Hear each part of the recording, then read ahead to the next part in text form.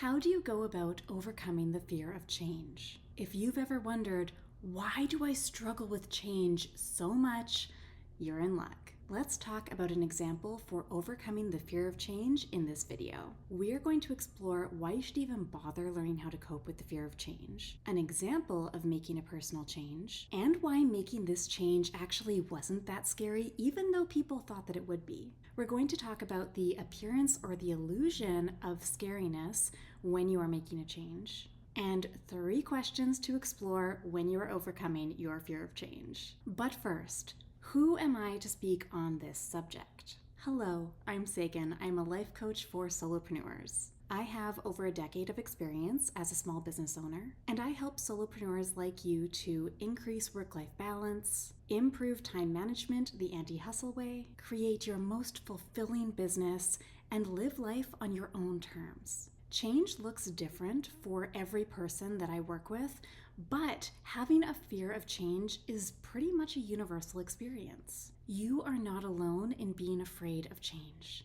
How you deal with that fear of change will depend on your brain, your personality, that specific situation that you're in. There's so many different contributing factors, which is also why I do life coaching to help you to overcome your fear of change. You can learn more about that at saganmorrow.com/coaching.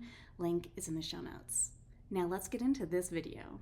Why should you even bother with learning how to cope with your fear of change? This is a really good question, and it comes down to this. Your fear of change is holding you back from being your best self, living your best life, and doing the things that personally fulfill you. Until you learn how to cope with your fear of change, you are going to stay exactly where you are right now. And that's fine, assuming that you are fully satisfied with where you are at right now, and assuming that you don't have any aspirations of changing or doing anything differently. Being able to effectively handle the change and not let the fear of it hold you back is crucial for your personal growth, your self-improvement, your personal development, your self-leadership, and your personal fulfillment. It's also essential for you to make progress on your goals and improve at your craft, develop your skills, and produce a higher quality of the work that you do.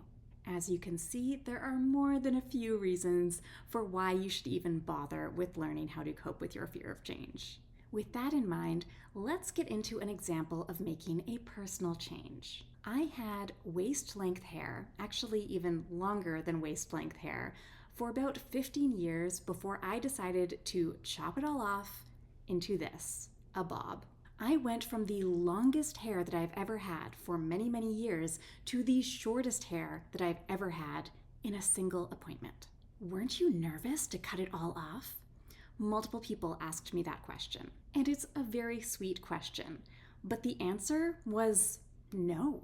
The change wasn't scary. I actually wasn't nervous about making this change at all, because you know what? It's hair. It grows back. If I didn't like my new haircut, I would simply wait for it to grow out again. And in the meantime, I could always pin it up or wear hair pieces or wear wigs. There were so many different options for navigating it on the off chance that I did not like having a bob. And it turns out that I immediately loved the haircut, so it was a complete non-issue. And also, I knew for over 2 months before I made the change that I wanted to chop it all off. This gave me plenty of time to think it all through, figure out exactly what I wanted, clearly communicate that to my hairstylist, and also say a loving goodbye to my long hair. Because I really enjoyed having long hair for so many years, and also it was time for a change. I was so happy and grounded and certain in this decision at every stage of the process, leading up to the appointment, at the appointment, when my hairstylist asked if I was ready, the moment before she chopped it off, the moment when she chopped it off, the moment after she chopped it off, and every moment since then. I intuitively knew that it was the right decision because I have developed my intuitive muscle. I have built a strong relationship with myself so that I can trust myself in making these kinds of decisions. When I cut my hair, there was never any question of, am I making a huge mistake? It felt exactly right. And the stakes were, frankly, really low. I took my time with the decision, and I knew that, again, it's just hair. It grows back. And yet, it's one of those changes that appears big. It is literally an appearance change. When something appears to be a big change, we assume that means that it is a big change. We assume it means that the consequences, the stakes, are also really big. But that's often not the case. And this is a huge part of the mindset work that I do with clients in my coaching sessions. Here's why change might feel so scary. For many things in life, we, the royal, blow the consequences out of proportion. We let the fear of change get in the way.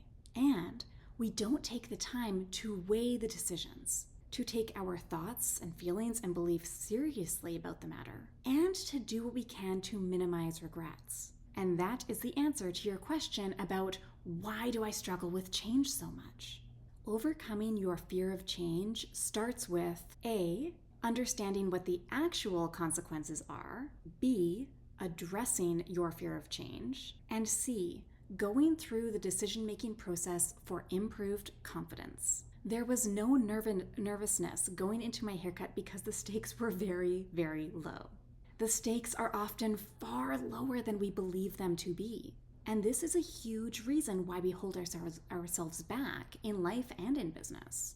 Likewise, we often don't process things in advance. Before the haircut, I thanked my lawn hair. I gave it a loving goodbye. I said farewell to it beforehand. I came to peace with it. There was no part of me holding on to my lawn hair. This, too, is something that we often neglect doing because we overlook the value of fully processing things.